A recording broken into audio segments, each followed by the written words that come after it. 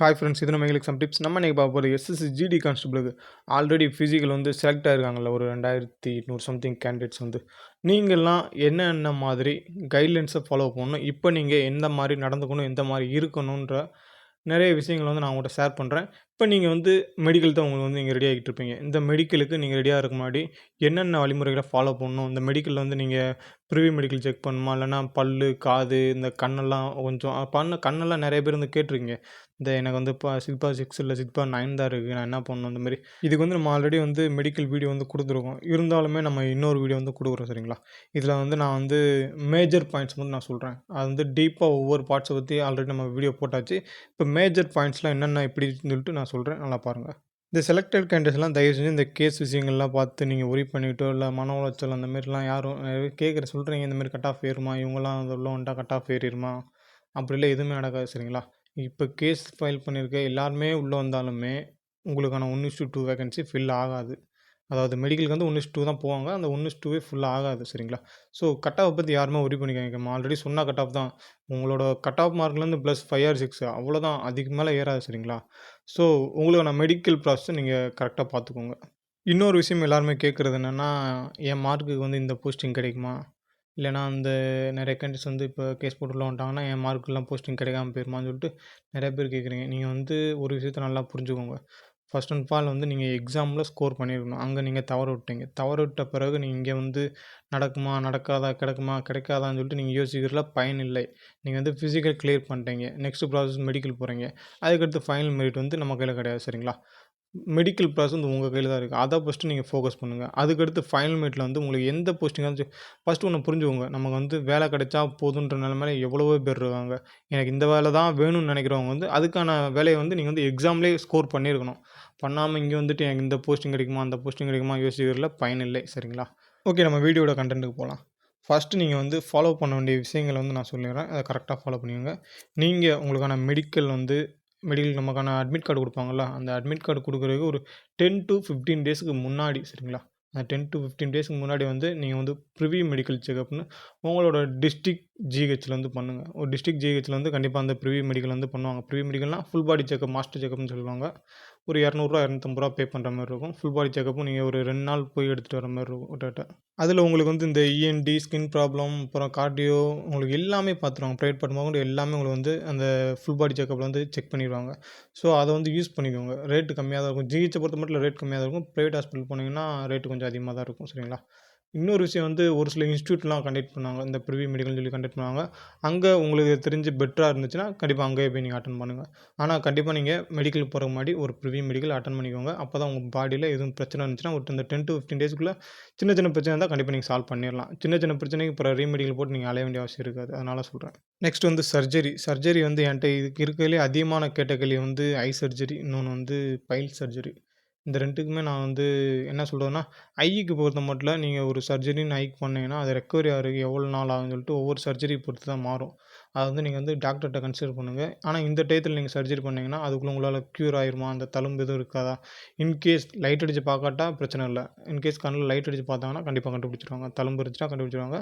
இல்லை இந்த தழும்பெல்லாம் இல்லாமல் எனக்கு ஒரு 20 டேஸில் 15 டேஸில் ரெக்கவரி ஆகிற மாதிரி சர்ஜரிஸ் அட்வான்ஸ் லெவல் இருந்துச்சுன்னா கண்டிப்பாக பண்ணிக்கலாம். ஒன்றும் பிரச்சனை இல்லை. ஆனால் அட்வான்ஸ் லெவல் இல்லாமல் நீங்கள் அந்த சர்ஜரி மார்க்கிங்லாம் தெரியிற மாரி கண்ணில், அப்புறம் ரெக்கவரி ஆகிறதுக்கு ஒரு 4 to 5 மந்த்ஸ் ஆகிற அந்த மாதிரி சர்ஜரிஸ்லாம் நீங்கள் பண்ணிடாதீங்க. பண்ணிங்கன்னா இந்த வட்டம் மெடிக்கலில் நீங்கள் மாட்டிக்குவீங்க, சரிங்களா. அதனால் சொல்கிறேன். லைட் அடித்து பார்க்காத வரைக்கும் பிரச்சனை இல்லை. நீங்கள் சர்ஜரி பண்ணி அந்த லைட் அடித்து பார்த்து அந்த தழும்பெல்லாம் தெரியலன்னா பிரச்சனை இல்லை. தெரிஞ்சு மாட்டிக்கிட்டிங்கன்னா கண்டிப்பாக ரீமெடிக்கல் போட்டு செக் பண்ணுவாங்க. அந்த அளவுக்கு யாரும் போ வேணாம், சரிங்களா. நீங்கள் வந்து உங்களோட மெடிக்கல் அதாவது ஐ செக்கப்பில் வந்து 6/6 வந்து ரைட்டில் இருக்கணும். லெஃப்ட்டில் வந்து 6/9 இருக்கணும். உங்களுக்கு 2 கண்ணுலயுமே 6/9 இருந்தால் கூட ஓகே தான். நீங்கள் வந்து மேனேஜ் பண்ணி சொல்லிடலாம். 6/9 தான் இருக்குது, என்ன வந்து ஃபெயில் பண்ணிடுவாங்களான்னு கேட்டால் கிடையாது. நீங்கள் அந்த ஐ சார்ட்டை கரெக்டாக சொல்லலைன்னா தான் நீங்கள் வந்து ரீமெடிக்கல் போடுவாங்க, சரிங்களா. ஐ சார்ட்டை கரெக்டாக சொல்லிட்டீங்கன்னா பிரச்சனையே கிடையாது. உங்களுக்கு 6/6 இருக்கோ, 6/9 இருக்கோ, இல்லை 6/12 இருக்கோ, அதெல்லாம் பிரச்சனையே கிடையாது. நீங்கள் ஐ சார்ட்டை கரெக்டாக சொல்லிட்டீங்கன்னா உங்களை விட்டுருவாங்க. மேக்ஸிமம் என்ன பொறுத்த மட்டும் 2 கண்ணில் 6/6 இல்லைனாலும் 6/9 இருந்தாலே நீங்கள் மேனேஜ் பண்ணி சொல்லிடலாம். ஒரு கண்ணில் சொல்லும்போதே அந்த இன்னொரு கண்ணில் வந்து அந்த லாஸ்ட் லைன் வந்து நீங்கள் ஓரளவுக்கு உங்களுக்கு தெரிஞ்சிடும். சொல்கிற அளவுக்கு தெரிஞ்சிடும். அதை வச்சு நீங்கள் சமாளிச்சிடலாம். ஸோ 6/9 இருந்தாலும் நீங்கள் வந்து ஒரி பண்ணிக்க வேணாம், சரிங்களா. ஐ சார்ட் வந்து ரெகுலராக வந்து நீங்கள் ஏதாவது ஒரு ஐ ஹாஸ்பிட்டலில் வந்து செக் பண்ணுங்கள். ஐ பவர் வந்து குறையுதா கூடுதான்னு சொல்லிட்டு வீக்லி செக் பண்ணுங்கள். ஏன்னா நமக்கு வந்து இந்த மெடிக்கலுக்கு ஒரு 20 டேஸ் இருக்குமா, 20 to 30 டேஸ் வரைக்கும் இருக்கும் சரிங்களா. அதனால் நீங்கள் ஒரு வீக்லி போங்க. வீக்லி போய் உங்களோட ஐக்யூ லெவல் வந்து கரெக்டாக இருக்கா செக் பண்ணிக்கோங்க. ஃபோன் யூஸ் பண்ணுறத ஃபஸ்ட்டு அவாய்ட் பண்ணிடுங்க. ஃபோன் யூஸ் பண்ணுறதோ, இல்லைனா மூவி பார்க்குறதோ, இல்லைனா லைட்டிங் ஏரியா அதிகமாக இருக்க இடத்துலையோ, அந்த மாரி இடத்துல எப்பவுமே இருக்காதீங்க. இருட்டில் ஃபோன் யூஸ் பண்ணுறத நிப்பாட்டிடுங்க. இருட்டில் லேப்டாப்பு, ஃபோனு இதெல்லாம் யூஸ் பண்ணாதீங்க. இப்போ தான் நீங்களாம் ஃபிசிக்கல் பண்ணிட்டீங்கல்ல, ஃபிசிக்கல்லாம் முடிச்சிட்டிங்கல்ல, இப்போ என்ன ஒன்றுமே கிடையாது. டெய்லி காலைல கிரவுண்டுக்கு போங்க. இந்த சூரிய நமஸ்காரம் அந்தமாரி ஐ பவர் ஐ லெவல் இன்க்ரீவ் பண்ணுறதுக்கு என்னென்ன எக்ஸசைஸ் இல்லைன்னா யோகா அந்த மாரி ஏதாவது பண்ணுங்கள் சரிங்களா. யூடியூப்பில் வீடியோஸ் பாருங்கள், நிறையா இருக்குது. அந்த மாரி பார்த்து டெய்லி மார்னிங் வந்து நீங்கள் பண்ணுங்கள். ஐக்யூ லெவல் வந்து கொஞ்சம் கொஞ்சமாக இன்க்ரீஸ் ஆக சான்சஸ் இருக்கும். ஃபுட்டும் அந்த மாரி எடுத்துக்கோங்க. நெக்ஸ்ட்டு பார்த்தீங்கன்னா டீத் வந்து பல்லுக்கு வந்து இந்த பல்லில் சூத்தப்பல் இருக்குது, அடைக்கலாமா இல்லைனா ரூட் கேனல் பண்ணணும்னு சொல்கிறாங்களே நிறைய பேர் கேட்டிருந்தீங்க. பல்லில் சூத்தப்பல் இருந்தால் கண்டிப்பாக நீங்கள் அடைச்சிட்டு போயிடணும். அடைக்காமல் யாரும் போயிடாதீங்க. கண்டிப்பாக ரீமெடிக்கல் போட்டு செக் பண்ணுவாங்க. ஸோ பல்லில் சூத்தம் இருந்துச்சுன்னா அடைச்சிருங்க. அடைக்கிறது வந்து நீங்கள் வந்து நல்லா ஒயிட் கலர், அதாவது பல்லோட கலருக்கு மேட்ச் ஆகிற அளவுக்கு அந்த பேஸ்ட் வச்சு அடைங்க சரிங்களா. நான் 2 இயர்ஸ் பிஃபோர் அடைச்சிருந்தேன். நான் அப்போ அடைக்கும்போது வந்து ரூ. 600 கேட்டாங்க. உங்கள் ஊரில் வந்து என்ன ஃபெசிலிட்டி எனக்கு தெரியாது. ஸோ நீங்கள் அடைக்கும்போது ஒரு சில விஷயங்கள கேளுங்க, டாக்டர்கிட்ட கேளுங்க, டென்டல் டாக்டர்கிட்ட கேளுங்க. அந்த நீங்கள் அடைக்கிற சாலன் பேஸ்ட் வந்து எத்தனை வருஷத்துக்கு தாங்கும், லைஃப் லாங்கா இல்லைனா 1 இயரா அந்த மாரின்னு சொல்லிட்டு கேளுங்க. ஏன்னா நான் ஃபஸ்ட்டு நான் அக்னிவீர்ட்ட வந்து ஃபஸ்ட் டைம் வந்து நான் ஓடுனேன். அந்த ஒரு டைம் தான் எனக்கு சான்ஸ் கிடச்சிச்சு. அந்த ஒரு டைம் நான் ஓடும்போது நான் அப்போ வந்து பல்ல அடைச்சிருந்தேன். அடைச்சிருந்தப்போ அது ஒரு 6 மந்த்லேயே அது கரைஞ்சிருச்சு. கரைஞ்சு போயிருச்சு. அப்புறம் அந்த பல்லு அந்த ட்ரில் பண்ணியிருப்பாங்க. அந்த இடத்துல வந்து ஓட்டையாயிருச்சு. நான் 2வது வேறு ஹாஸ்பிட்டலில் போய் அடைச்சேன். அது வந்து இப்போ வரைக்கும் எனக்கு வந்து கரெக்டாக இருக்குது. அதனால் சொல்கிறேன், நீங்கள் டென்டல் டாக்டர்கிட்ட அது லைஃப் லாங்கா எப்படின்னு சொல்லிட்டு கேட்டுட்டு பல்ல அடைச்சிக்கோங்க. இந்த சர்ஜரி வேறு பைல் சர்ஜரி வேறு என்ன சர்ஜரியாக இருந்தாலும் சரி, நீங்கள் ரீசென்ட் டயத்தில் பண்ணியிருந்தீங்கன்னா ஒரு 1 இயர் கம்ப்ளீட் ஆகிடுச்சுன்னா பிரச்சனை இல்லை. 1 இயர் கம்ப்ளீட் ஆகலைன்னா கண்டிப்பாக 1 இயர் கம்ப்ளீட் ஆகாமல் வேறு எதுவும் மார்க்கிங் இருந்துச்சுன்னா ரீமெடிக்கல் போட்டு கண்டிப்பாக செக் பண்ணுவாங்க. இன்கேஸ் நீங்கள் இப்போ சர்ஜரி பண்ண போகிற இந்த பைல்ஸ்லாம் நிறைய பேர் இந்த கேட்டிருந்தீங்க, நான் சர்ஜரி பண்ணலாமா என்ன பண்ணலாம்னு சொல்லி கேட்டிருந்தீங்க. நீங்கள் இப்போ சர்ஜரி பண்ணிங்கன்னா அந்த ஸ்டிச்சிஸ், அதாவது தையல் மார்க்கோ இல்லைனா சிசரிங் யூஸ் பண்ணதோ, லேசர் யூஸ் பண்ணதோ அந்த மார்க்கிங் வந்து தெரியக்கூடாது. 2வது ஒன்று வந்து அது ஃபுல்லாக க்யூர் ஆகிருக்கான்னு சொல்லி பார்த்துக்கோங்க. இதெல்லாமே ஒரு 20 டேஸ்க்குள்ளே ஓகே ஆயிருமா கேட்டு டாக்டர்கிட்ட பண்ணுங்கள். அவசரப்பட்டு சர்ஜரி பண்ணி நான் போன வருஷம் இந்த மாதிரி மாட்டிக்கிட்டேன் சரிங்களா. அதனால் ஓப்பனாக சொல்கிறேன், நான் போன வருஷம் வந்து ஒரு சர்ஜரி பண்ணி மாட்டிக்கிட்டு ஒரு ரீமெடிக்கல் போய் ரிஜெக்ட் ஆனேன். அதனால சொல்கிறேன், சர்ஜரி பண்ணும்போது கொஞ்சம் கவனமாக இருங்க. நிறைய டாக்டர்கிட்ட கேளுங்க. அது வந்து சர்ஜரி பண்ணலாமா, பண்ணக்கூடாதா, இல்லை வேறு எதாவது ட்ரீட்மெண்ட் பண்ணி அதை சரி பண்ணலாமா, எவ்வளோ நாளில் க்யூர் ஆகும், அந்த தழும்பு இருக்குமா இருக்காதான்னு சொல்லிட்டு நிறைய விஷயங்கள் நீங்கள் கேளுங்க. நீங்கள் டாக்டர்கிட்ட பேசும்போது தான் உங்களுக்கு வந்து சொல்யூஷன் கிடைக்கும். ஏன் இவ்வளோ தூரம் உங்கள்கிட்ட நான் மெடிக்கலை பற்றி பேசணுன்னா, நான் வந்து போன வந்து 99.96 மார்க்கு சரிங்களா. 99.96 மார்க்கு. ஆனால் போன வந்து மெடிக்கலில் வந்து டிஸ்குவாலிஃபை ஆகிட்டேன். அதனால சொல்கிறேன், மெடிக்கலில் நான் பண்ண தப்புகளை தான் உங்கள்கிட்ட நீங்கள் அதை பண்ணிடாதீங்கன்னு சொல்லி உங்கள்கிட்ட சொல்கிறேன். புரிஞ்சுக்கோங்க. நான் அதனால சொல்கிறேன், போன தடவ நான் அவ்வளோ மார்க் எடுத்தேன், அது வேஸ்ட்டாக தான் போச்சு. நீங்கள் இந்த தடவ நிறைய பேர் வந்து கஷ்டப்பட்டு படிச்சிருப்பீங்க. நிறைய பேர் பார்ட் டைம் ஒர்க் பண்ணிலாம் படித்ததா சொன்னீங்க. அவ்வளோ மார்க் எடுத்து நீங்கள் மார்க் வேஸ்ட் பண்ணிடாதீங்க. தயவு செஞ்சு மெடிக்கல் வரைக்கும் கொஞ்சம் கட்டுக்கோப்படாக இருங்க. ப்ரிவி மெடிக்கல் அட்டெண்ட் பண்ணுங்கள். ஒரு சில சின்ன சின்ன மிஸ்டேக் தான் இருக்கும், அதை திருத்திக்கோங்க சரிங்களா. நெக்ஸ்ட்டு இந்த ஸ்கின் ப்ராப்ளம் வந்து நிறைய பேர் வந்து அசால்ட்டாக விட்டுறீங்க. விட்டு அங்கே ரெமெடிக்கல் போயிட்டு கஷ்டப்படுறீங்க. தயவுசெஞ்சு ஸ்கின் ப்ராப்ளம்லாம் ஒரு 10 to 15 டேஸில் ஒரு கண்டினியூஸாக ஒரு ஆயில்மெண்ட்டோ, டேப்லெட்டோ நீங்கள் போட்டு சரி பண்ணக்கூடிய அந்த விஷயமா தான் இருக்கும். நீங்கள் தயவு செஞ்சு ஸ்கின் ப்ராப்ளம் இருந்துச்சுன்னா ஸ்கின் டாக்டரை கன்சல்ட் பண்ணுங்கள். கண்டிப்பாக அதெல்லாம் ஈஸியாக ஒரு 10 to 15 டேஸில் க்யூர் பண்ணக்கூடிய பிரச்சனை தான். அதை வச்சுக்கிட்டு நீங்கள் மெடிக்கல் போய் ரீமெடிக்கல் போய் கஷ்டப்படாதீங்க. நெக்ஸ்ட்டு பார்த்தீங்கன்னா, பைக் ரைடு வந்து அவாய்ட் பண்ணிக்கோங்க சொல்கிறேன். ஏன் சொல்கிறேன்னா, இதுவுமே எனக்கு போன தடவ நடந்தது தான். வந்து ஃபிசிக்கல் மெடிக்கல் வந்து போன லாஸ்ட்டாக வந்து ஒன்றா தான் நடந்துச்சு. எனக்கு வந்து அந்த ஃபிசிக்கல் மெடிக்கல் அட்மிட் கார்டு வந்த அன்னைக்கு மார்னிங் வந்துச்சு. எனக்கு நைட்டு ஒரு ஆக்சிடென்ட் நடந்துச்சு. ஆக்சிடென்ட்டு காலில் ஒரு அடி விழுந்துச்சு சரிங்களா. ஆனால் அந்த இதுலேருந்து ஒரு 1 மந்த் டைம் கொடுத்தனால அந்த கால் எனக்கு சரியாயிருச்சு. அதாவது ஃபிசிக்கல் அட்மிட் கார்டு வந்து ஒரு 20 டேஸ்க்கு அப்புறம் தான் ஃபிசிக்கல் அண்ட் மெடிக்கல் நடந்துச்சு.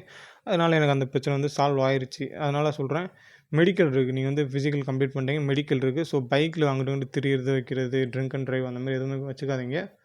கொஞ்ச நாளைக்கு மெடிக்கல் கம்ப்ளீட் பண்ணிட்டு போஸ்டிங் வாங்கிட்டு நீங்கள் எப்படி வேணால் இருந்துக்கோங்க. அது வந்து உங்கள் லைஃப் சரிங்களா.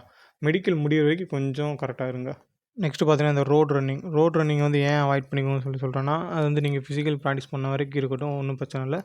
இந்த டயத்தில் வந்து நீங்கள் ரோட் ரன்னிங் அவாய்ட் பண்ணிக்க உங்களுக்கு ரொம்பவே நல்லது. ஏன்னா நீங்கள் வந்து கீழே விழுகலாம், இல்லைனா வந்து ஆக்சிடென்ட்ஸ் ஏதாவது நடக்கலாம். ரோட்டில் நீங்கள் கிரவுண்டில் ரன்னிங் பண்ணுங்கள், கிரவுண்டில் ஒர்க் அவுட் பண்ணுங்கள், எந்த பிரச்சனையும் கிடையாது.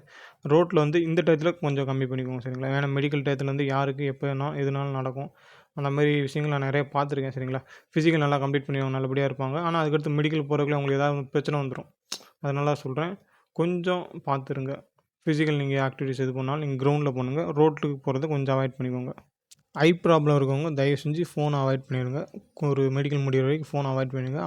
அதிகமாக அந்த நைட் டைமில் ஃபோன் யூஸ் பண்ணுறத டோட்டலி அவாய்ட் பண்ணிடுங்க. நீங்கள் யூஸ் பண்ணிங்கன்னா ஐக்யூ லெவல் வந்து கம்மியாகிட்டே தான் இருக்கும். கூடாது சரிங்களா? ஐக்யூ லெவல் மெயின்டெனாச்சும் பண்ணுங்கள், கம்மியாக விடாதீங்க. ஓகே, நான் மெடிக்கலோட ஃபுல் ப்ராசஸ் வீடியோ வந்து நம்ம ஆல்ரெடி அப்லோட் பண்ணியாச்சு, சேனலில் இருக்குது. அந்த வீடியோட லிங்க்கும் நான் டிஸ்கிரிப்ஷனில் பின் பண்ணுறேன் சரிங்களா? ஃபுல் வீடியோ தேவைப்படுறவங்க கிளிக் பண்ணி பார்த்துக்கோங்க. நெக்ஸ்ட் வந்து டாக்குமெண்ட் பார்க்கலாம். டாக்குமெண்ட் ப்ராசஸ் பொறுத்த மட்டும் உங்கள்கிட்ட மஸ்ட்டு இருக்க வேண்டியது, உங்களோட டாக்குமெண்ட்டை வெரிஃபை பண்ணுவாங்கன்னா அவங்ககிட்ட எந்தெந்த டாக்குமெண்ட்டில் வெரிஃபை பண்ணுவாங்க பார்த்தீங்கன்னா, உங்களோட Aadhaar card, 10th mark sheet, community, nativity, அப்புறம் என்சிசி என்எஸ்எஸ் அப்லோட் பண்ணியிருந்தீங்கன்னா கண்டிப்பாக அதை நீங்கள் சப்மிட் பண்ணணும் சரிங்களா?